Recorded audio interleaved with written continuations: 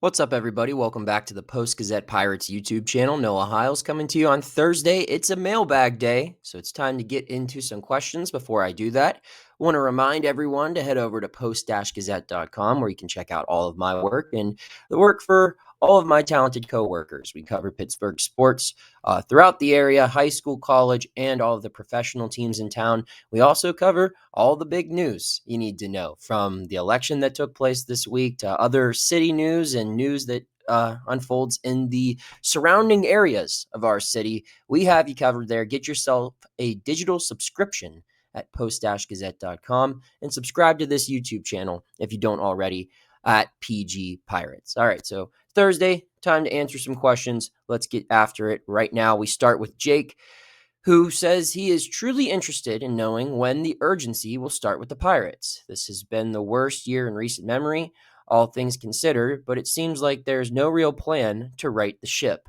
pun intended. I love a good pun to start a mailbag, Jake, so thank you for that. As far as urgency is concerned, the time to be urgent in 2025 is come and gone.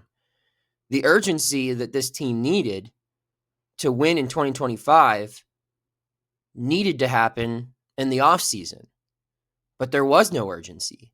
Instead, they chose patience.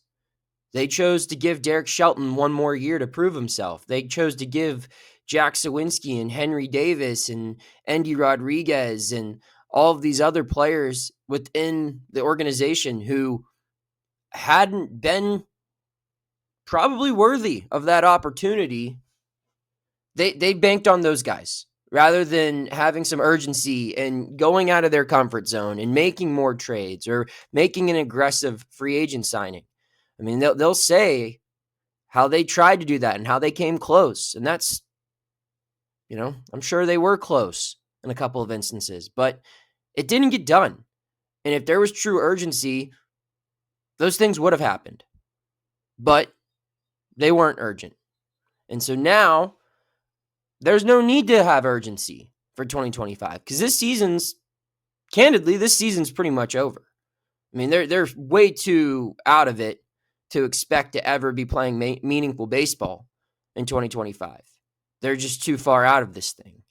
I don't think they're catching the Cubs, and the wild card's probably going to be even tougher to get in the mix for. So, yeah, I think right now every move you make has to have 2026 in mind. I don't know if that's going to be the case. I expect them to kind of operate how they've operated in recent years when they figure out they're out of it. They're going to play their veteran guys on expiring deals ahead of young players because they want to trade those players. They want to trade the veteran guys who are on expiring contracts. They want to trade Tommy Pham. They want to trade Adam Frazier. They want to trade all their older guys in the bullpen.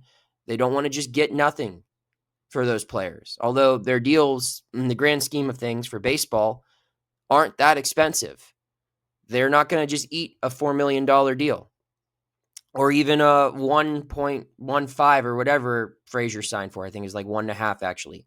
They're not going to eat that money. They're going to play these guys until they can get rid of them for something, even if it's cash considerations, like they did with Austin Hedges, like they tried to do with Michael A. Taylor, but they were buyers at the deadline that year, like they've done with so many other players who shouldn't be playing ahead of younger people behind them on the depth chart. But they're going to keep doing it because that's what they do. It doesn't reflect urgency. I will say firing Shelton, I guess, was a little bit of urgency, but no, the focus is now on 2026, and that starts with the trade deadline. So they're going to do what they feel is best to set themselves up in a position to get the most assets possible by the end of July. And that means finding a way to get something for Tommy Pham, Adam Frazier, IKF, Andrew Heaney, and some guys in the bullpen at the very least. And then, I don't know, maybe we see some urgency, but like I said, the time for urgency, as far as urgency directed toward winning in 2025, that ship has sailed. So, I don't know. That's my answer. Brookline Jesus asks, do you think the Pirates will score 5 or more runs in more than 30 games over the course of the remainder of the season? 112 games remaining. I like this question. I don't think they will. That would be what? That would be close to 25% around there. It'd be a little higher or lower. I don't know. Yeah, it'd be higher than 25%. So I just I don't think so. No. I do think the offense will have better stretches.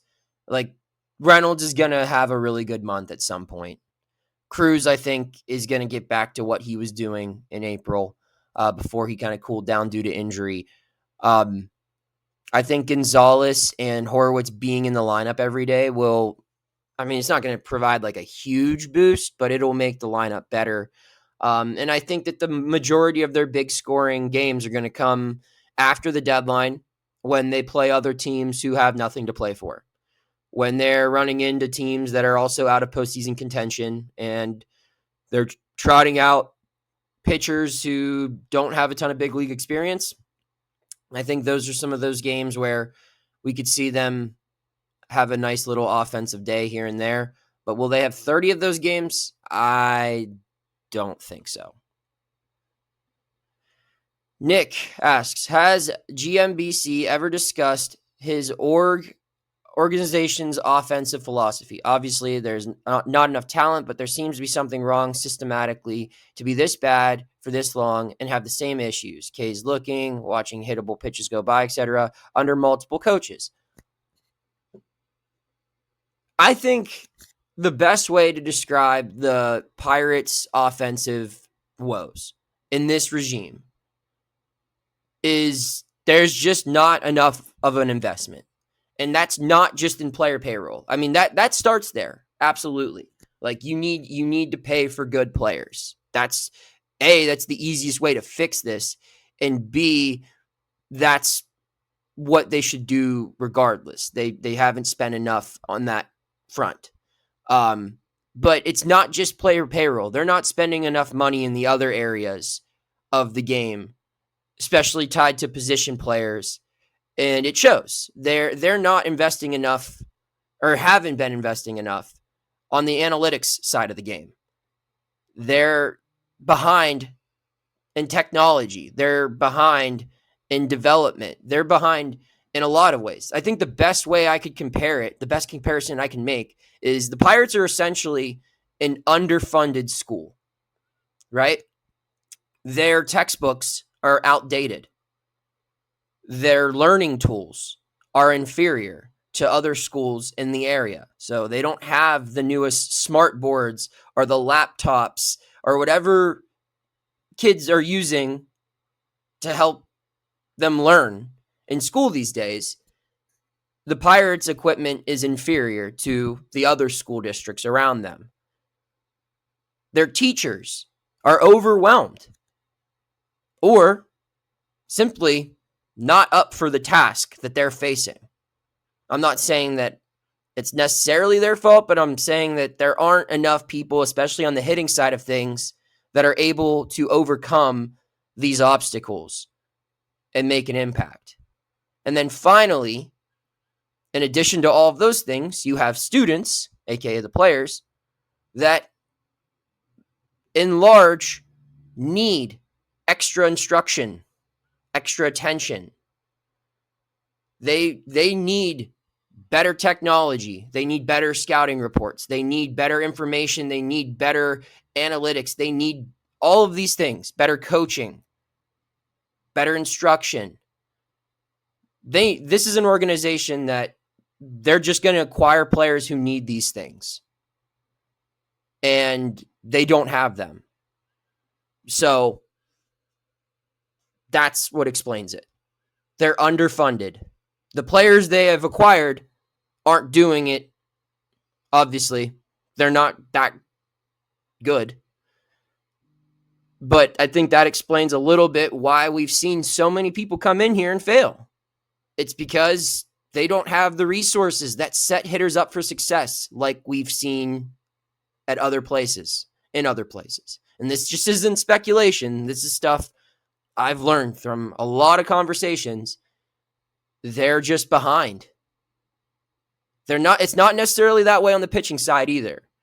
It just seems like all of their investments have been made in one area, and that area shows because they know how to identify talent on the mound. They know how to get the most out of players. But on the other side, they're clearly lacking, and I think it has more to do than just spending money on guys. That is a big part of it, but they're also not spending enough money in the areas that lead to development, adjustments, preparation, progress.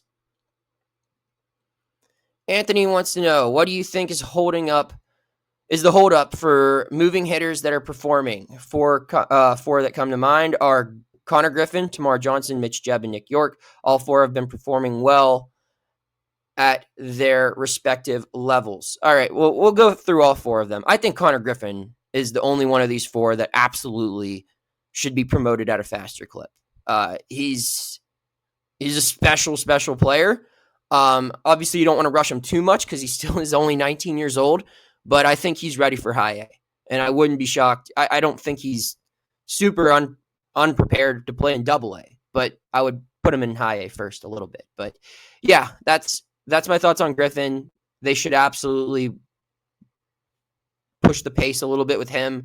As far as the other guys go, I mean, Termarr is a good player and a good prospect. I don't know if he's in Griffin's camp, though, where he's a guy you can feel comfortable rushing or pushing the pace with. I think Termarr's a guy who needs time at each level. He played a couple of weeks in Double A last year. He's played about 2 months there now this season. I think he needs a couple more months there, candidly. And that's not like a slight at Termarr. It's just he's also really young, and he's got more to develop. Mitch, Jebb, same thing. And Jebb has a much lower ceiling than Johnson. So, I don't know what Jebb's true potential is in the major leagues. I think he's at best a replacement level player. Maybe I'm wrong. He's a great glove guy, has some good speed. I don't know what he can provide at the game's highest level at the plate. We'll see. He's hitting the ball fine right now in Double A, but other players have had that type of success too and not done anything in the major leagues. I think those guys will get their chance. It's just I think they both need more repetition in Double A. They need to do it for more than just a couple of weeks or a couple of months for their specific circumstances. If they're playing like Griffin I think Griffin's ceiling of potential so much higher than every other position player in this org right now.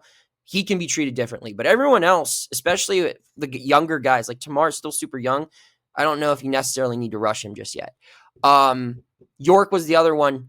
And I think that Yorke's situation kind of also applies to Johnson and Jebb. It's where are you going to play him? I guess, because they're not going to stop playing Adam Frazier at second base every day. Not until Nick Gonzalez is back.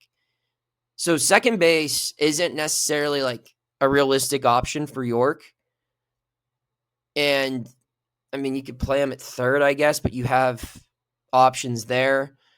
And in left field, we just talked about what they're going to do with Tommy Pham. They're going to try to get him reps, and there are other guys fighting for playing time there too.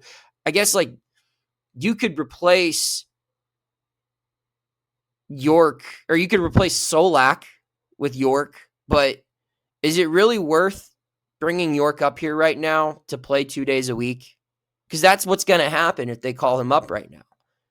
He's not going to be an everyday guy, where after the deadline, he might be.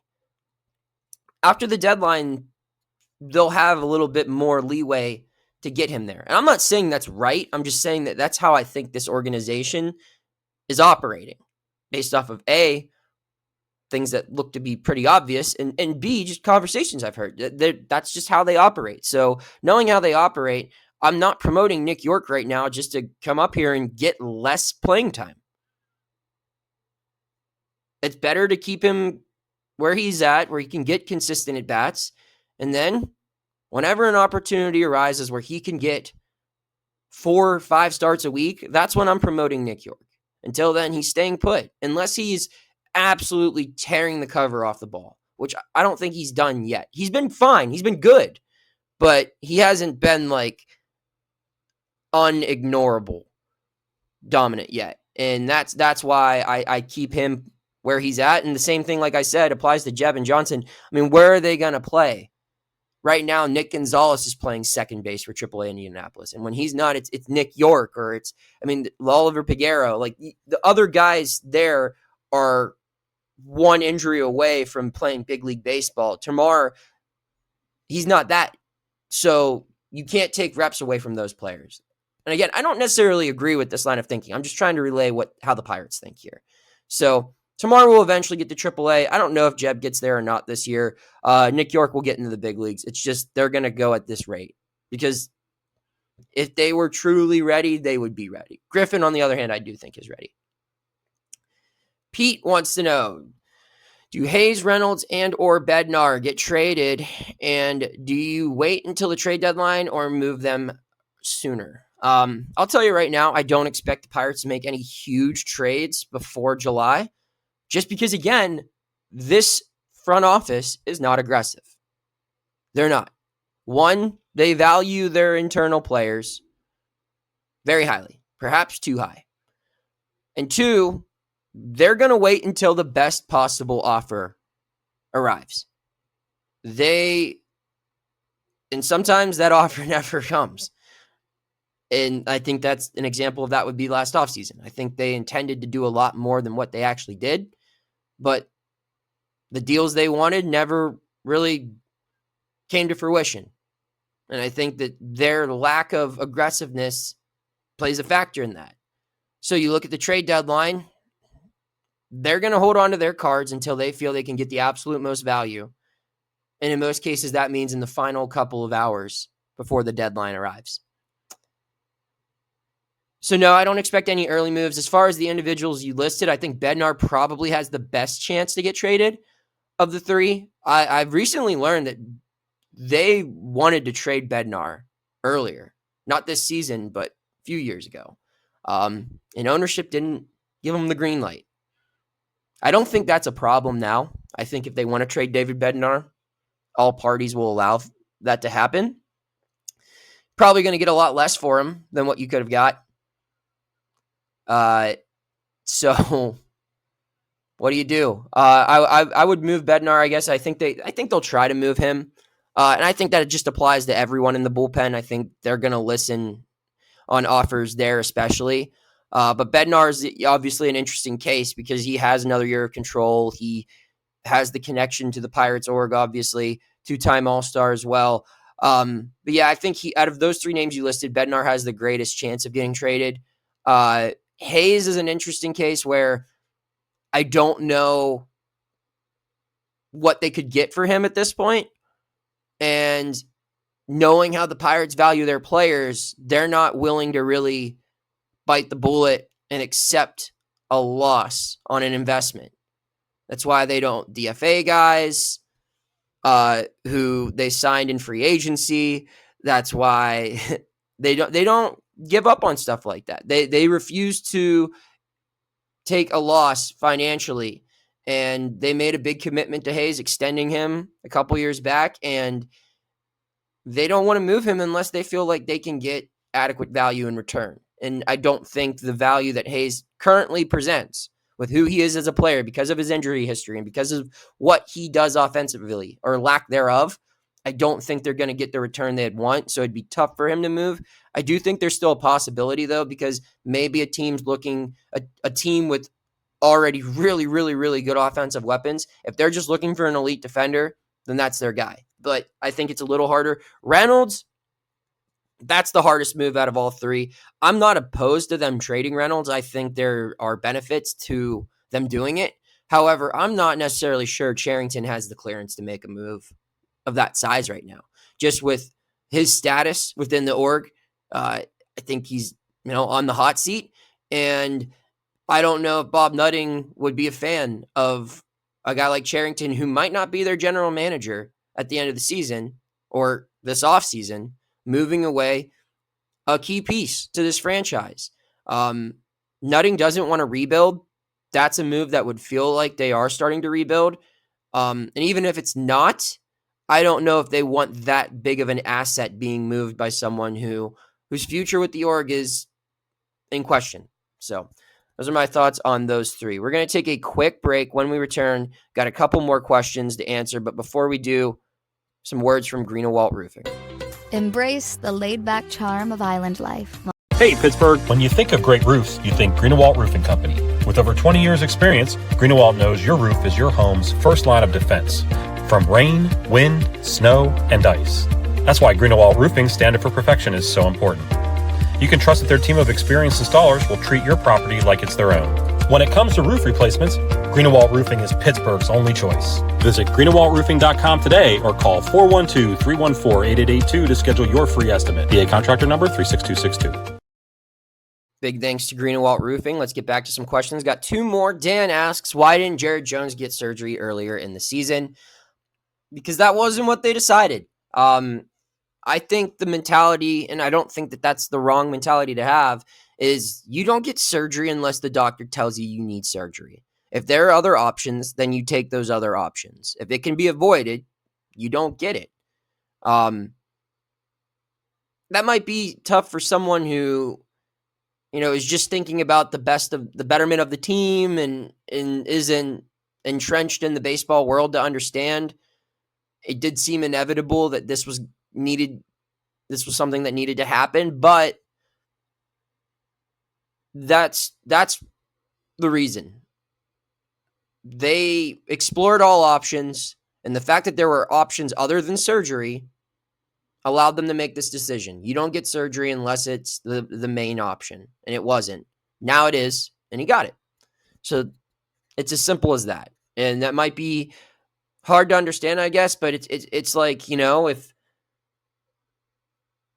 if you use your hands every day for work and you have an injury where, you can ideally try to heal it by just sitting down and relaxing for a couple of weeks, as opposed to getting a hand surgery that keeps you out of work for a year and a half, you're going to try that before you commit to something that keeps you out of work for over a year. So that's the line of thinking there.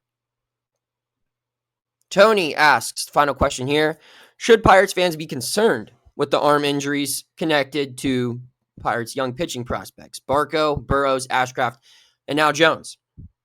Yeah, I mean, 3 of those guys have had Tommy John surgery. Hunter Barco had it right the same year he was drafted. Burrows had it a couple of years ago, and Ashcraft did too. I mean, all of those guys are years post-op. But, yeah, they've all had it. Jared Jones just had an elbow procedure done. That's what happens when you put all your eggs in the pitching basket. We've seen this with other organizations. I mean, the payout is great.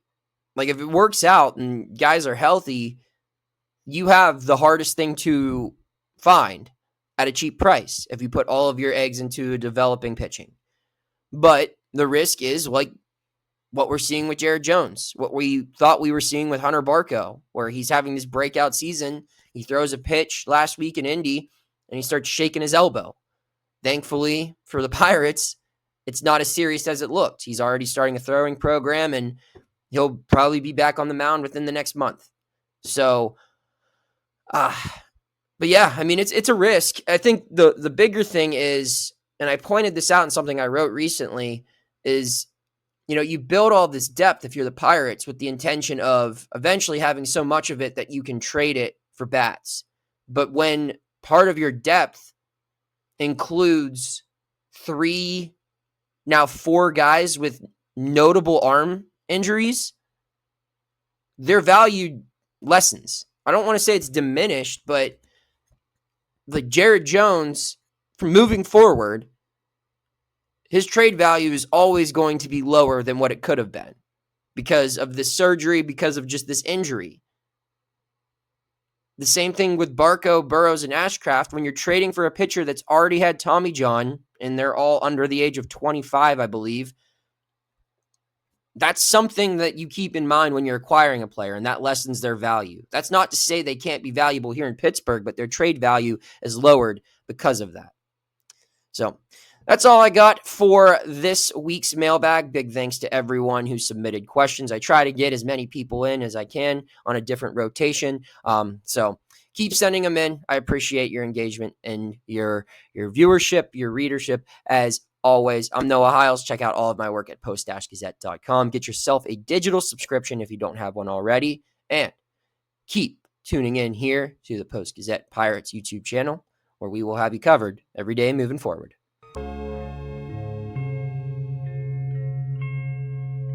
Thank you for checking out this content from Post-Gazette Sports. If you watch this video on YouTube, please like the video and subscribe to our channel. For all of the sports coverage the Post-Gazette has to offer, visit post-gazette.com.